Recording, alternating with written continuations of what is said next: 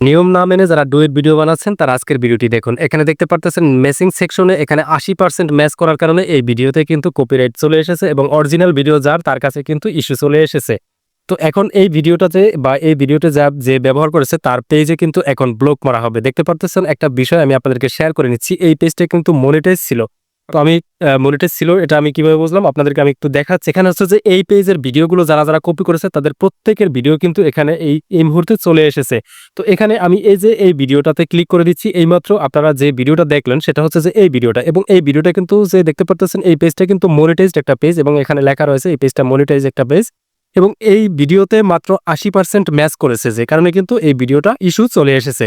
তো অর্থাৎ আপনি অন্যের ভিডিও যখন কপি করবেন তখন যদি আপনার 1%ও ম্যাচ করে তখনই কিন্তু অরিজিনাল ভিডিও যার তার কাছে কিন্তু এরকম একটা নোটিফিকেশন চলে আসবে এবং সে কিন্তু চাইলে যে এখানে ক্লিক করে দিই এডিট সেকশনে যদি ক্লিক করে দেয় সেক্ষেত্রে এখান থেকে সে চাইলে এই ভিডিওটাকে ট্র্যাক করে রাখতে পারবে, ব্লক করে দিতে পারবে কিংবা রিলিজ ম্যাচ এটা করে দিতে পারবে। অর্থাৎ ব্লক করে যদি যখনই আপনাকে দিবে তখনই কিন্তু আপনার কাছে একটা কপিরাইট স্ট্রাইক চলে যাবে বা ওয়ার্নিং চলে যাবে।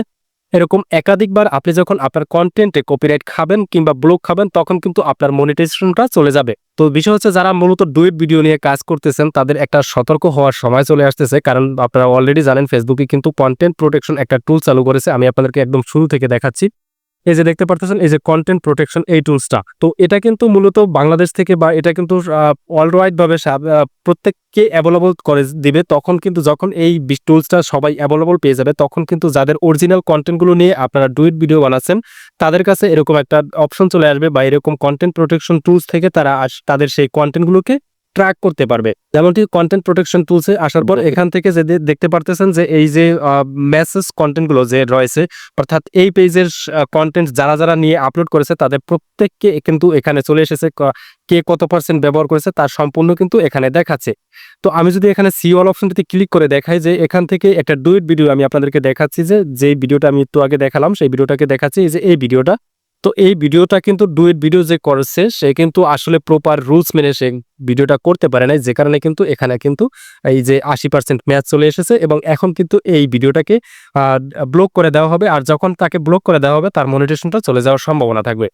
তো এজন্য আমার রিকমেন্ড থাকবে আপনারা যারা ডুয়েট ভিডিও নিয়ে কাজ করেন তারা প্রপার রুলস যদি না জেনে থাকেন সেক্ষেত্রে আপনারা আসলে ডুয়েট ভিডিও বানাবেন না, কারণ কিছুদিন পর আপনারা দেখতে পারবেন যে আপনারা যারা ডুয়েট ভিডিও বানাচ্ছেন তাদের পেজে এরকম কপিরাইট স্ট্রাইক চলে আসতেছে এবং আপনার ভিডিওগুলো কিন্তু যারা অরিজিনাল ভিডিওগুলো নিয়ে আপনি বানাবেন তারা কিন্তু ঠিক এইভাবে এইখান থেকে স্ট্যাটাস সেকশনে ক্লিক করে দিয়ে এই যে ব্লক অপশনটিতে ক্লিক করে দিয়ে যখনই এই যে এখানে সেভ অপশনটিতে ক্লিক করে দিলে তার কাছে অটোমেটিক্যালি এই কন্টেন্টটা একটা নোটিফিকেশন বা ইস্যু চলে যাবে এবং তার স্ট্যাটাস সেকশনে কিন্তু এই ইস্যুটি সে দেখতে পারবে।